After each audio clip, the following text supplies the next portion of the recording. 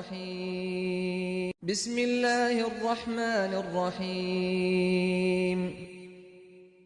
تبارك الذي بيده الملك وهو على كل شيء قدير، الذي خلق الموت والحياة ليبلوكم أيكم أحسن عملا وهو العزيز الغفور، الذي خلق 7 سماوات طباقا ما ترى في خلق الرحمن من تفاوت فارجع البصر هل ترى من فطور ثم ارجع البصر كرتين ينقلب إليك البصر خاسئا وهو حسير، ولقد زينا السماء الدنيا بمصابيح وجعلناها رجوما للشياطين وأعتدنا لهم عذاب السعير،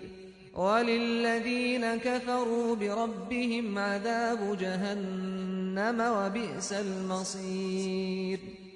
إذا